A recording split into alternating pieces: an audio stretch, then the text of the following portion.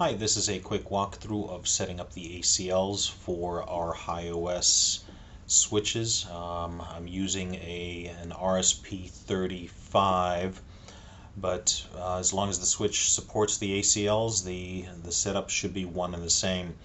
So this switch that I'm managing here has a 10.2 address. I'm currently utilizing HiView to manage this switch. And what you'll notice in the ping window is I am pinging a device which is a 10.3. My IP address that I'm managing from is a 10.99. So from the 10.99 I am pinging the 10.3 through the 10.2. So the 10.3 is behind the 10.2. And what I'm going to do is I'm going to set up a very quick ACL rule to show the bidirectional traffic that needs to be authorized. First, you go into your network security under ACLs, and what we're going to do is we're going to set up an ACL rule. So I'm going to create this. It's going to ask for a group. And in this case, we will call this the SCADA room, and we're going to start off with an index. We'll start off with an index 10. We'll just go up in increments of 10. This will still allow for subsets to later insert an index of 11 and so on. So it'll be a group name of SCADA room. Oh, and it did not allow that. And I'm assuming it might be that there is a space in there, so we'll do another entry, SCADA underscore room and index 10. And we're then also going to create the other side of the switch, and in this case we're going to create, and it's going to be called process underscore 1, and we're also going to start in increments of 10. So we now have our two IP groups, and one of the first things that I want to do is I want to make sure that I will be able to reach the switch itself that I'm going through. So what I'm going to do is I'm going to turn off match every packet. The source IP address in this case is going to be a 10.10.10.99, which is my PC. And then the destination IP address is going to be a 10.10.10.2, which is the switch that I'm currently managing here. So I want to make sure that I have the ability to manage that switch. So that'll be the incoming port. And then obviously I want to make sure that we'll go ahead and we'll hit set. Then I'm going to create another under SCADA room. In this case it'll be index 20.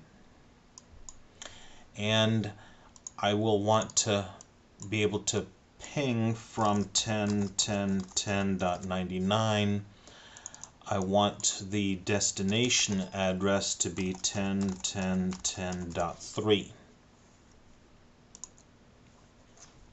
And so that the switch will also allow the ping response through from the process side, I'm going to put in 10.10.10.3 with a destination, which is where the ping request initially came from, which would be my laptop. So again, what we have here is we have my laptop allowing communication to the switch that I'm managing right now, and then we have my laptop to the other switch, which I am pinging up here in this little window, and then we have on the other side we have the process area. This is the switch then being able to respond to the ping requests from 10.99. So that's one portion of the ACL rules. We hit set again just to make sure and just do a quick reload. And next we're going to assign the rules. So what we're going to do is we're going to assign them. And I have the SCADA room attached to port 9. So we're going to select port 9. Priority, we'll give that a priority of 3. And it is the SCADA room that's attached to that port.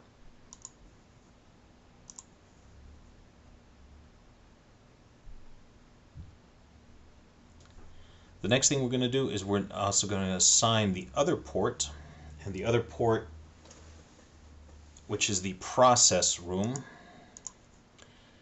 it is attached to port 5. Verify that, yes. We're also going to give that a port priority of 3, and we're going to hit OK. So as you can see, we're still pinging the switch. But if I were to go in here and change this permit to a deny, you will note that these pings will have ceased. And if I change this back to a permit, the pings will then resume. So it's a very easy way of being able to segment out as to what is allowed to communicate into these ports simply by utilizing ACLs. Obviously, we're utilizing all protocols, so I can get significantly more narrow. I can dictate as to whether it's TCP traffic, UDP traffic, ICMP ping, the source port, and so on and so forth. But this is the most basic means of doing this.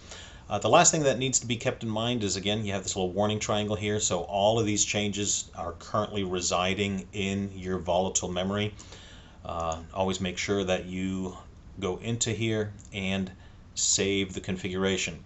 By doing so, the changes will be moved to non-volatile memory, meaning that at this point in time I can now power cycle the switch, and all of these changes are going to be permanent until the next time I log into the switch and make changes. Hope this helps. If you have any concerns, questions, whatnot, please feel free to give us a shout. Thank you very much. Bye-bye.